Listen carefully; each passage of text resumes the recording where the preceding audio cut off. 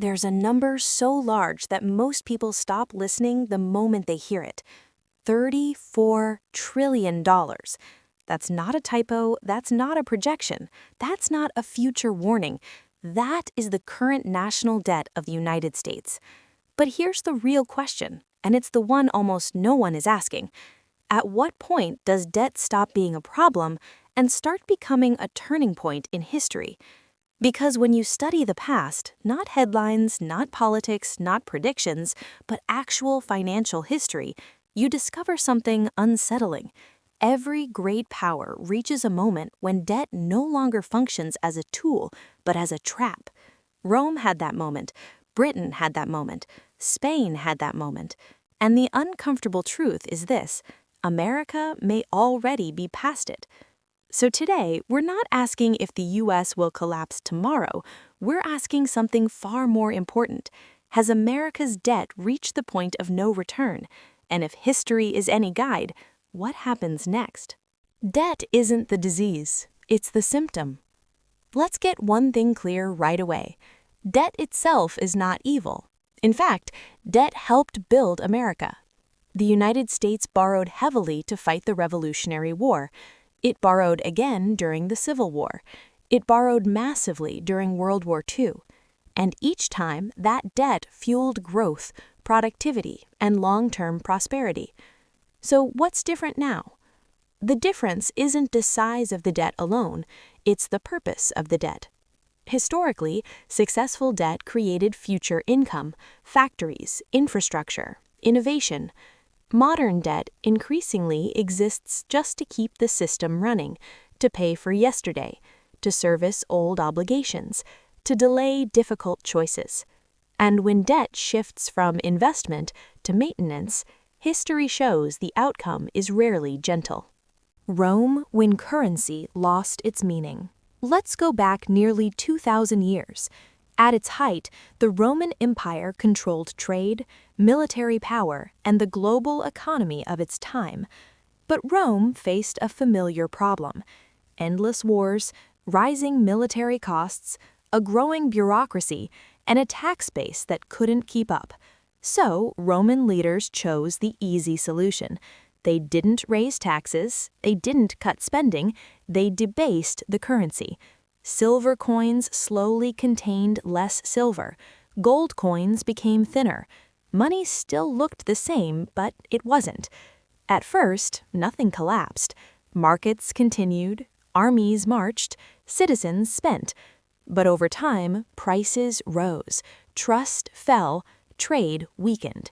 Rome didn't fall because of one invasion. It fell because its money no longer meant what people believed it did. And once trust in money disappears, power follows. Winning wars, losing the future. Fast forward to the 20th century. Britain emerged from World War II victorious, but financially exhausted. To survive, it borrowed heavily from the United States. It sold off assets. It dismantled its empire piece by piece. The British pound didn't collapse overnight, but its global dominance never returned. Britain didn't fail militarily. It transitioned from empire to regional power. Debt didn't destroy Britain. It reshaped it. America's turning point. 1971. Now, we arrive at the most important year in modern U.S. financial history. Until that moment, the dollar was backed by gold. Foreign governments could exchange dollars for physical gold. But decades of war spending, social programs, and deficits made that promise impossible to keep. So President Richard Nixon made a decision that quietly changed everything. He closed the gold window. The dollar became a purely fiat currency. From that moment on, America no longer needed to restrain spending based on gold reserves. Debt could grow indefinitely. And, for a while, it worked. The age of easy money. After 1971, the U.S. entered an entirely new financial era. Debt expanded. Markets grew. Asset prices exploded. America replaced gold with confidence. And as long as the world trusted the dollar, The system held. The U.S. could borrow cheaply, sell treasury bonds, run deficits, because the dollar wasn't just money, it was the global reserve currency. Oil was priced in dollars, trade settled in dollars, debt denominated in dollars.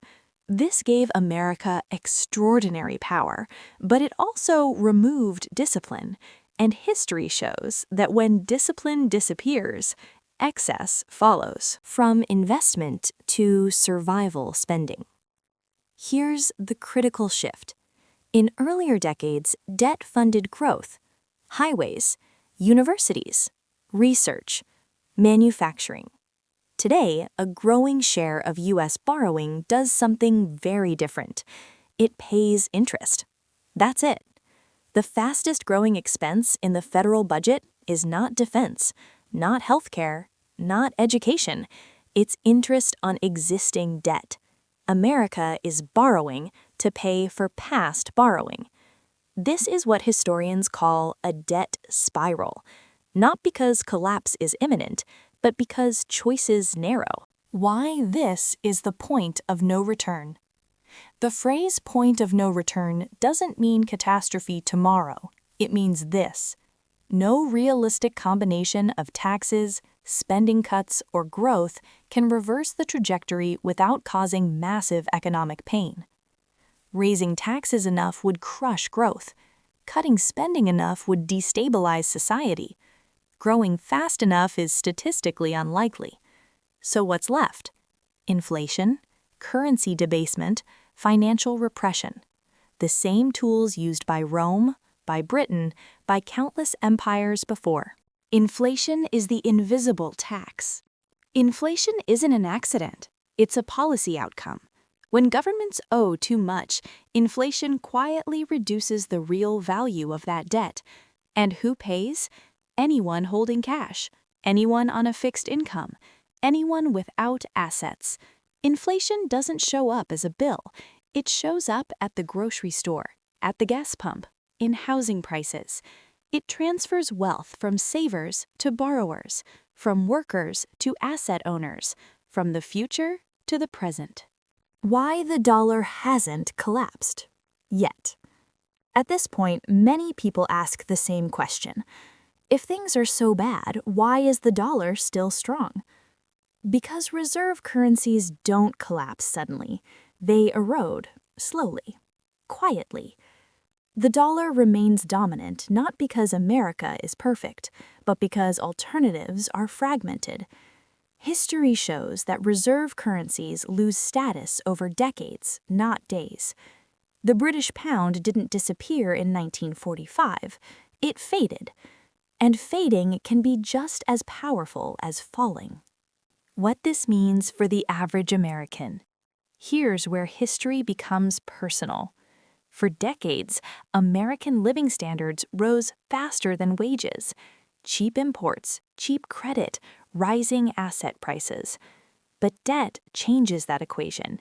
As interest costs rise, governments face trade-offs.